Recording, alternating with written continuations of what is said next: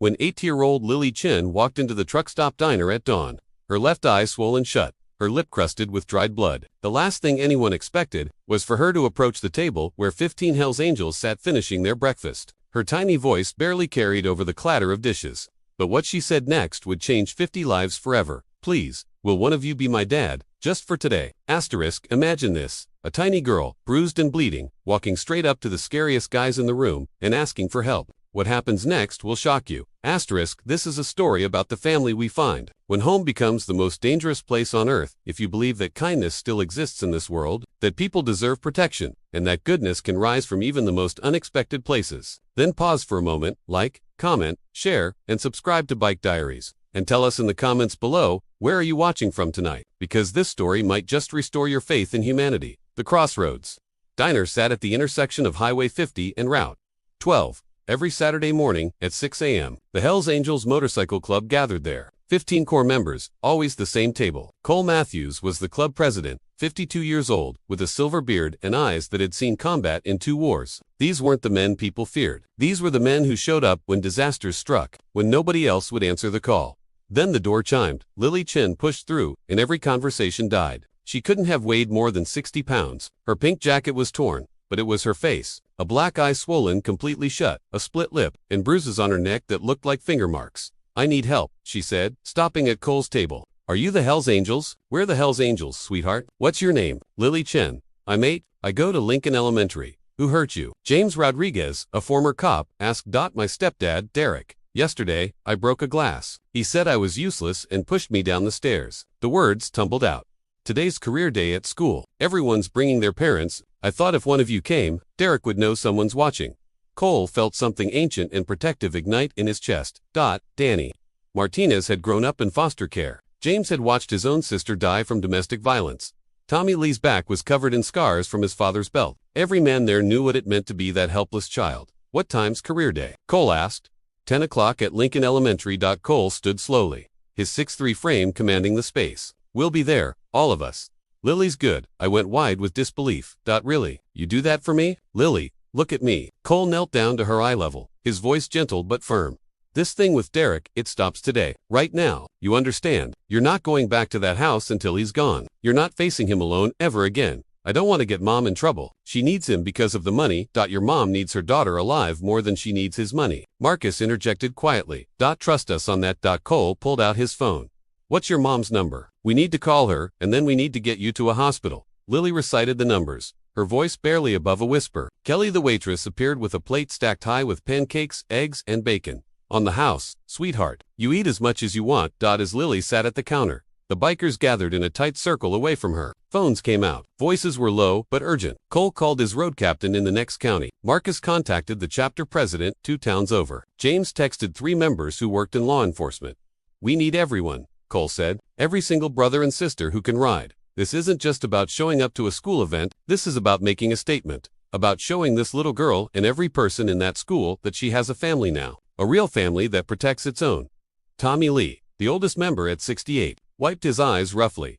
That kid's got more courage in her pinky finger than most grown men have in their whole body. Walking in here like that, asking strangers for help, that's warrior spirit. My sister was 8 when my old man started on her. James said quietly. By the time anyone noticed, by the time anyone did anything, it was too late. I won't let that happen again. Not on my watch. Danny nodded, his jaw set. I bounced through 23 foster homes. You know what I would have given to have one person, just one person, show up for me like this. We're doing this right. By the time Lily finished eating, Cole had mobilized 35 more members from surrounding chapters. Some were already on their bikes. Others were calling in sick to work. All of them were coming. 50 total, Cole told his brothers, his voice thick with emotion. We show up at that school like an army. We make damn sure every person there, every parent, every teacher, every kid knows that Lily Chen is protected now. That she has 50 fathers, 50 mothers, 50 siblings who will move heaven and earth to keep her safe.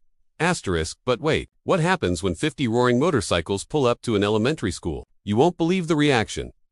Cole called Jennifer Chen. She answered on the 3rd ring, sounding exhausted. Hello, Mrs. Chen. My name is Cole Matthews. I'm with the Hells Angels Motorcycle Club. Your daughter Lily is with us at the Crossroads Diner. She's safe, but she's hurt badly, and she told us what Derek's been doing. The sound that came through the phone was somewhere between a sob and a scream. Oh God. Oh my God. I knew something was wrong. She's been so quiet lately, so careful around him. But I work such long hours, I'm barely home. Mrs. Chen, listen to me. None of this is your fault. You're working to keep a roof over her head and food on the table. But Derek Morrison is hurting your daughter. She has 3 cracked ribs, a black eye, a split lip, and bruises on her neck where he tried to choke her. Jennifer's breathing became ragged. Where is she now? Is she okay? We're taking her to County General. We need to document everything. Get her examined properly. And Mrs. Chen, Derek's going to be arrested today. We're making sure of it. They talked for another 15 minutes. Jennifer explained how Derek had seemed kind at first, helpful even. He'd proposed after 6 months, and she'd said yes because Lily needed stability, needed a father figure.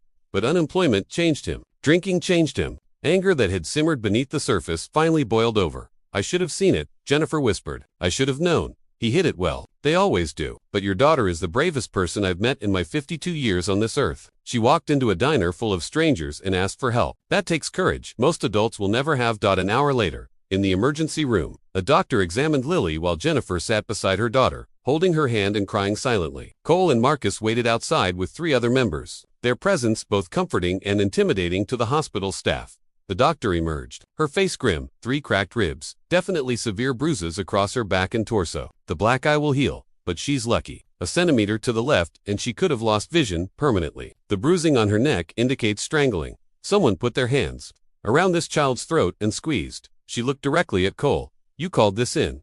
The girl came to us. Then you saved her life. Another incident like last night and we'd be having a very different conversation in a very different room. She handed Cole a folder. Full documentation. Photos, medical assessment. I'm mandating a CPS report and immediate police involvement. James stepped forward, flashing his old badge, the one he technically wasn't supposed to carry anymore, but always did. I'll make sure the report gets to the right detectives, the ones who actually give a damn. By 9:15, police had been dispatched to the house on Oak Street. Derek Morrison woke up to find his stepdaughter gone and 3 squad cars in his driveway. The documented injuries, the hospital report, Jennifer's tearful testimony, and the detective's own instincts all added up to one thing: immediate arrest and charges. Multiple counts of child abuse, domestic violence, and assault with intent to cause serious bodily harm. By 9:45, 50 motorcycles were pulling into Lincoln Elementary in perfect formation. Everyone's going to stare, Lily said quietly, wearing hospital clothes that read, "Stronger than you think because you asked for help," and 50 people answered. That's courage. Cole offered his hand. Let's show them what family looks like. Principal Anderson stood in the school parking lot, watching in disbelief as 50 motorcycles rolled in. She'd been principal of Lincoln Elementary for 12 years. She'd seen a lot of career days. Parents who were doctors, lawyers, firefighters, even a NASA engineer once. But this was unprecedented. The bikers parked in perfect rows. They dismounted simultaneously, a choreographed movement that spoke of years riding together. 50 men and women in leather vests bearing the Iron Brotherhood patch, a phoenix rising from flames with the words "Reborn through Brotherhood" underneath. Cole led the procession, Lily's small hand wrapped tightly in his large calloused one. The other bikers followed in formation, filing toward the school entrance like a military unit with a mission. Mr. Matthews, Principal Anderson, intercepted them at the door. What's going on here? Career day, ma'am. Lily invited us.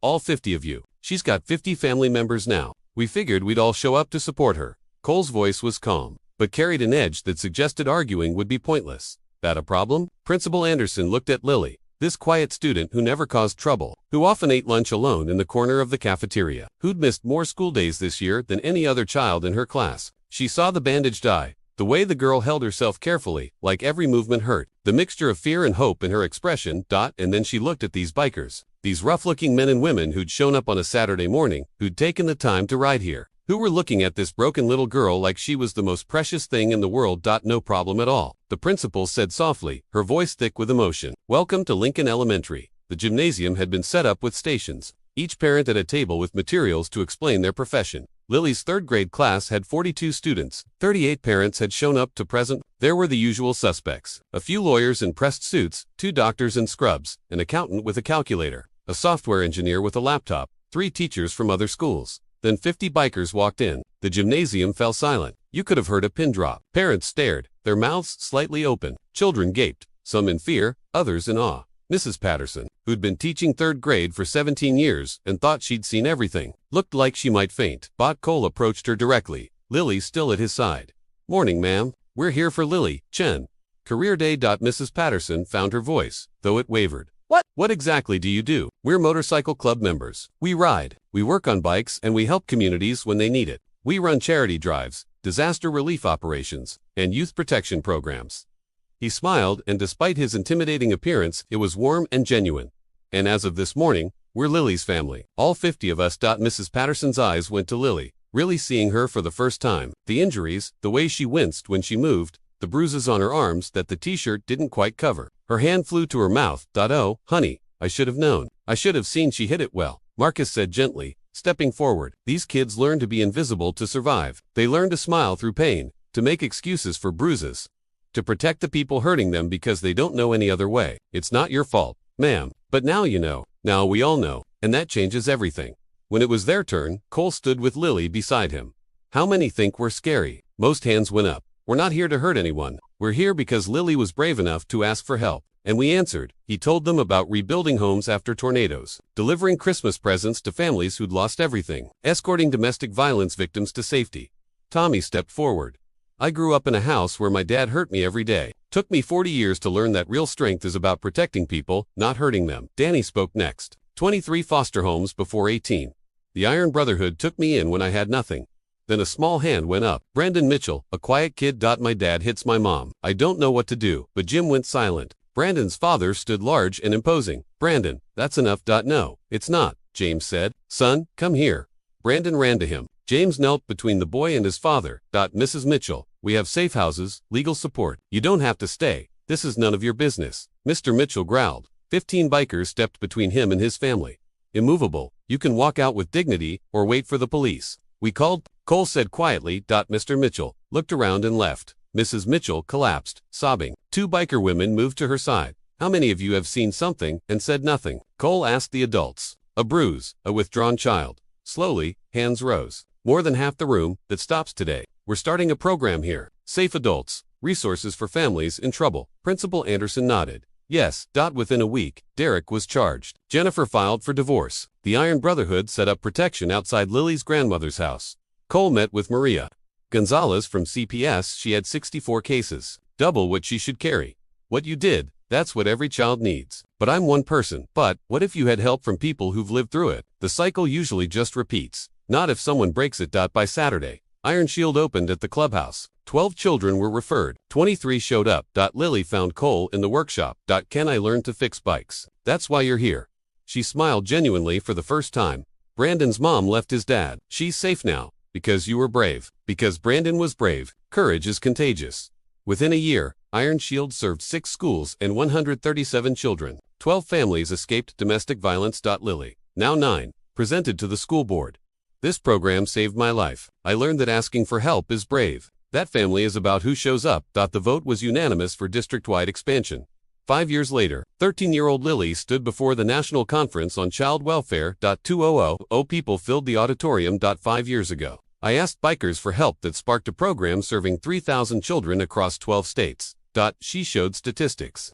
Reduced repeat abuse, improved outcomes, successful reunifications. Kids need adults who show up, who understand, who stay when things get hard. The standing ovation lasted 3 minutes. That evening, the Iron Brotherhood voted to formalize Iron Shield as a nonprofit. Lily stood. I joined the club last week as junior member. This club saved me. Now I want to save everyone else who needs it. Cole hugged her. Your dad would be proud. Daniel Chin. Both my dads are proud. The one who gave me life and the one who taught me how to live it. Iron Shield International now operated in 7 countries. Lily, 18 and heading to Stanford, stood with Cole at the 10th anniversary. 3,000 attendees filled the convention center. Behind her, the screen showed 47,000 children served. 892 domestic violence interventions. 0 children in the program died from abuse.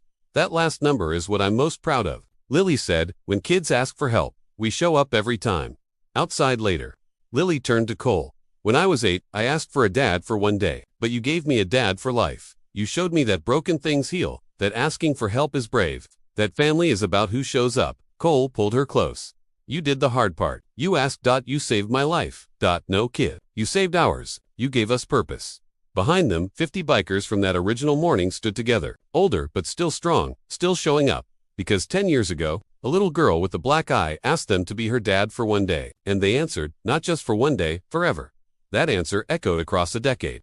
across countries, across thousands of lives changed by the truth that family isn't about biology. It's about who shows up when the world gets dark, who stays when things get hard, who answers when someone is brave enough to ask. All because one little girl believed that bikers might have the courage to match hers.